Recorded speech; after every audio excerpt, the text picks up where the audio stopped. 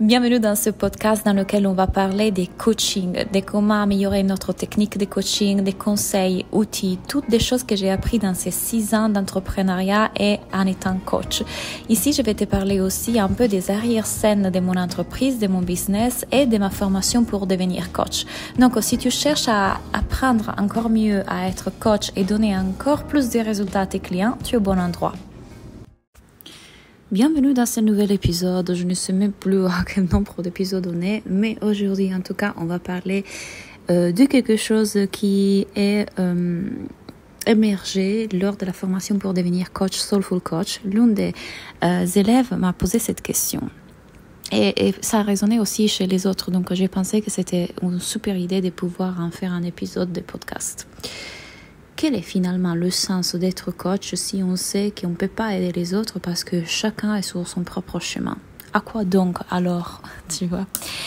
Et je pense que c'est une super question, c'est complètement légitime de se poser cette question-là. Et du coup, on va l'aborder aujourd'hui.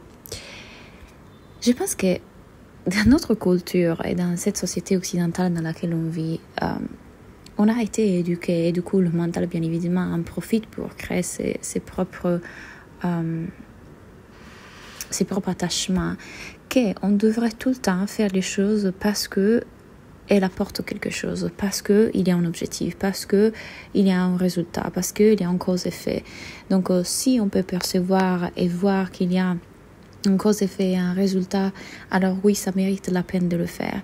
Et bien évidemment, le mental veut toujours croire que quelque chose nous est utile pour notre survie, quelque chose nous est utile pour apporter de la valeur, de la reconnaissance, de la sécurité. Sinon, à quoi bon de le faire? Et si on peut l'apporter aux autres, bah super. Mais en réalité, rappelez-vous que quand on dit « je vais aider les autres », on va aider les autres pour le pur fait de ressentir, nous, une émotion positive dès quand on a la sensation d'avoir aidé les autres. Aussi parce que ces autres qu'on recherche à aider, ils n'existent pas. De la même façon qu'il n'y a pas moi qui existe, il n'y a pas des autres qui existent. On est qu'une conscience qui s'exprime à travers différents corps, n'est-ce pas? Donc, je comprends cette perte d'essence et surtout, encore une fois, je pense que cette perte d'essence est complètement légitime lorsqu'on commence à entamer un éveil spirituel, lorsqu'on commence à perdre les repères qui sont les repères très mentaux, très intellectuels, très occidentaux et très rigides. Et encore une fois, quand on commence à perdre le sens d'un moi qui doit atteindre des choses dans la vie pour se sentir bien et accompli. Donc, pendant longtemps, j'ai cru qu'être coach, c'était aider les gens à aller mieux aussi. Mais regardez quelle tension subtile cette idée est en train de porter. C'est celle de devoir amener quelqu'un quelque part. Celle d'intervenir dans le processus d'un autre. Et encore une fois, c'est exactement à ces moments-là que le mental veut avoir un rôle. Il veut avoir un avant-après. Il veut être utile. Mais la vérité, c'est qu'on ne peut pas aider quelqu'un qui n'est pas prêt. Et ça, on le sait. Et quand on commence à le comprendre, et quand on commence à le voir, c'est là qu'on se dit, mais alors, si je ne peux pas aider quelqu'un parce qu'il n'est pas prêt, à quoi donc être coach si chacun a son chemin? On ne peut pas accélérer un éveil qui ne vient pas de l'intérieur. Totalement vrai. Mais ma question est, et si vous ne saviez pas pourquoi vous êtes coach? Et s'il n'y a pas besoin de le savoir? Vous ressentez juste un élan de faire un podcast, un élan de partager dans les réseaux sociaux, un élan d'avoir ces échanges, un élan d'être dans un appel visio et converser autour de ça, sans aucun but, sans le but d'aider, sans le but de transformer, sans le but de sauver. Vous ne savez pas pourquoi, mais c'est un élan qui émerge à travers vous. Et d'ailleurs, si vous êtes en train d'écouter ce podcast, un élan vous a poussé ici, ce n'est pas un hasard. Et si on ne sait pas pourquoi on veut être coach et c'est complètement parfait. Parce qu'en tout cas, toutes les raisons que votre mental va vouloir vous donner, je le fais parce que je tiens aux gens, je le fais parce que c'est ma passion, je le fais parce que pour la liberté d'emploi, c'est que des pensées, que des opinions. On ne le sait pas. C'est que des pensées passagères. On ne sait pas pourquoi on est là. On ne sait pas pourquoi une énergie nous pousse à devenir maman. On ne sait pas pourquoi une énergie nous pousse à vivre dans un pays plutôt qu'un autre. On ne sait pas pourquoi ce jour-là, on va à droite plutôt qu'à gauche. C'est tellement plus grand que nous, et que notre raison, et que nos conditionnements, et que nos pensées, et que nos émotions. C'est la partie sans forme derrière le mental qui est en train d'agir. Et on n'a pas besoin de savoir pourquoi elle agit. Alors maintenant, j'accompagne autrement, pas pour faire atteindre un but, pas pour résoudre un problème, pas pour changer leurs pensées, pas pour les transformer ou les convaincre. Et je ne cherche absolument plus à produire un résultat chez les autres.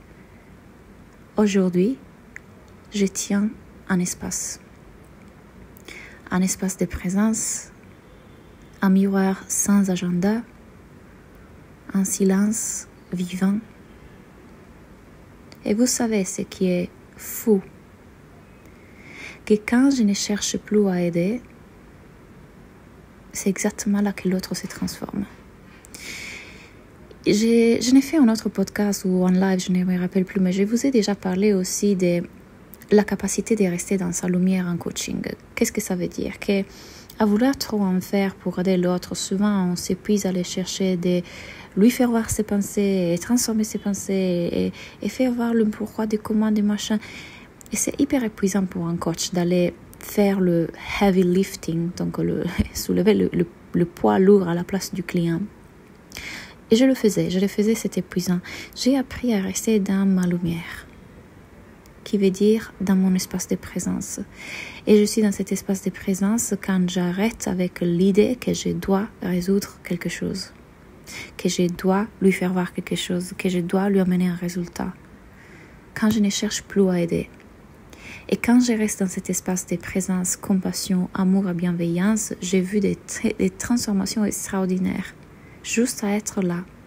Parce qu'en réalité, les gens viendront à vous, surtout pour être gardés dans cette fréquence, pour qu'on leur garde la main, leur tient la main dans cette fréquence. C'est ça la vraie raison. Et pour que encore et encore on leur pointe dans cette direction de qui ils sont vraiment, surtout quand le mental sera là, surtout quand ça fera mal. Ils le savent déjà intellectuellement. Je ne suis pas mes pensées, je ne suis pas mes émotions. Mais à chaque fois, ça semble tellement vrai et le mental fera souffrir et le mental créera des illusions. Ils veulent juste être gardés dans cette fréquence, tenus dans cette fréquence, accueillis dans cette fréquence. Et quand vous êtes dans cette fréquence parce que vous n'êtes plus dans votre mental et dans ces illusions de devoir être quelque chose, de devoir faire quelque chose, ils le ressentent. Ils peuvent être dans cette fréquence aussi avec vous. Donc, les résultats, mes clients les ont pas parce que j'ai fait quelque chose, pas parce que j'avais l'objectif de faire quelque chose, mais parce que j'ai laissé l'espace pour que la personne se rencontre elle-même. Et donc aussi, finalement, être coach, c'était ça. Juste ça. Pas transformer, pas aider, pas sauver, pas changer. Juste, je suis là, et je ne sais pas pourquoi, pour tenir un espace dans lequel moi je me rencontre à moi et l'autre peut venir se rencontrer à soi. Sans but, sans attente. Et encore une fois, on ne sait pas pourquoi cet élan de vie nous pousse dans cette direction plutôt qu'être serveuse ou être cadre dans une grande entreprise ou être ingénieur. Qui le sait pourquoi? Et on n'a pas besoin de le savoir. Qui est la partie en nous qui dit à quoi bon devenir coach si finalement les autres, on ne peut pas les aider? Donc ça veut dire que ton but était de les aider? Ça veut dire que tu avais une attente et comme objectif de les aider? Et aider, ça veut dire quoi selon toi? Parce que tu as une idée de qu'est-ce que ça veut dire les aider. qu'ils transforment leur vie, qu'ils changent de boulot qui ne leur plaît pas, qu'ils soient plus heureux dans leur relation. Mais ça, c'est ton mental et ton attachement qui veut que ça se produise. Alors que ce qui est en train de se faire chez eux, exactement ce qui doit se faire. Et tu n'es pas là pour le changer, le modifier, le libérer. Et si on était là juste pour être en présence et leur indiquer ce même endroit de présence à eux, malgré les circonstances, qu'est-ce que ça veut dire les aider du coup? Les aider à faire quoi? À devenir quoi? À aller où? Pourquoi tu veux les aider? Pourquoi cette partie a créé cet attachement à l'idée de devoir aider les gens? Pourquoi ce n'est pas ok qu'elles soient exactement là où elles sont et que quand ils te rencontrent à toi, il ne s'agit pas d'échanger quoi que ce soit, mais plutôt de regarder ensemble cet espace de présence qui est toujours là. Pas pour que quelque chose change forcément, même qu'elle changera inévitablement.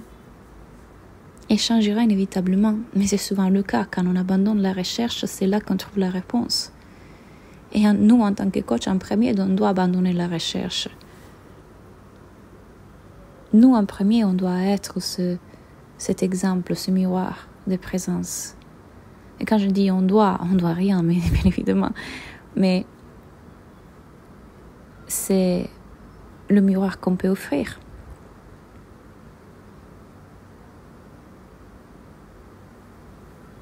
Donc, si toi aussi tu as eu ces doutes, et si je ne sers à rien, je sers à quoi? Alors regardez qui est la partie qui a besoin de servir à quelque chose. Ça la fait sentir comment? Ah, là je me sens utile, là je me sens exister.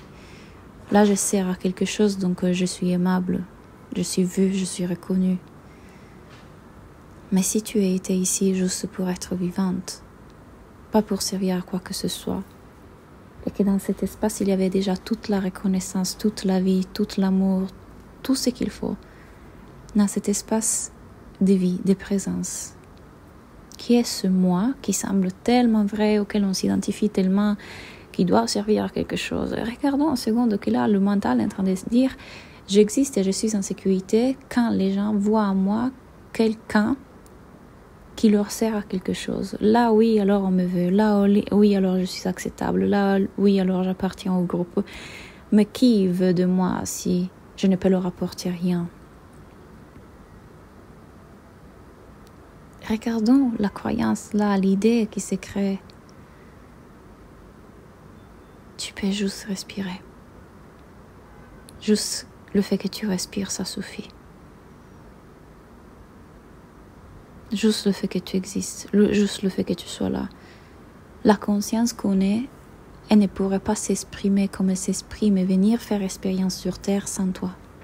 Tu es une fragmentation de cette conscience et tu es complètement nécessaire à l'évolution de cette conscience, à l'expérimentation de la conscience. En toi, tu n'existes même pas. Tu es conscience qui s'expérimente. Comme moi, comme l'autre fille qui nous écoute en ce moment, comme ton collègue, ton voisin. Aucun de nous sert à rien. On ne sert à rien. On n'est pas ici pour servir à quelque chose. C'est juste la conscience qui s'exprime et s'expérimente elle-même. On est vivant. Et c'est tout. Et si on laisse que la vie se fait à travers nous, la vie en se faisant à travers nous fait son cours, sans qu'il y ait un moi qui doit servir à quoi que ce soit. La vie sera. La vie le fait, mais pas le moi. Et c'est ok d'avoir ses doutes, c'est ok d'avoir ses peurs, c'est ok d'avoir ses croyances. Voilà avec beaucoup de compassion, d'amour, de présence. Ah, c'était encore l'activité psychologique de mon cerveau, juste une idée qui s'était créée dans mon esprit, qui semble hyper vraie, qu'il y aurait un moi qui devrait servir pour être vu, pour être aimé, pour être reconnu, pour être accepté. Je reste avec sensation d'insécurité dans mon corps. Je deviens curieuse, je laisse la sensation être là et je vois la narrative autour qui n'est que la narrative et j'expande ma capacité de laisser émerger ce qui veut émerger et d'être avec la sensation purement de façon très curieuse et présente et voir que ce moi qui ressent ça n'a jamais existé. C'est juste une énergie qui bouge comme le vent, comme l'eau, comme l'océan. Explore et joue avec ça. Ressens ça. Ressens cet inconfort et inconfort, en sécurité. Ce sont juste des mots. C'est juste des vibrations qui veulent être vécues. Vivons-les pleinement. Elles ne peuvent pas te blesser. Elles n'ont rien à dire sur toi. Juste des énergies qui veulent te traverser. Laisse-les vivre. Sans qu'il y ait un but à elles non plus. Il n'y a pas un but à elles non plus. Elles peuvent être là. Elles feront ce qu'elles ont à faire. J'espère que cet épisode vous a plu. J'espère qu'il a répondu à certains de vos questionnements. Encore une fois, vous pouvez me laisser un commentaire pour me le faire savoir. Si vous voulez rejoindre la cohorte des fin mai, début juin pour devenir coach, les portes sont ouvertes. Il vous suffit de postuler. On vous met les liens ici en bas et à très bientôt.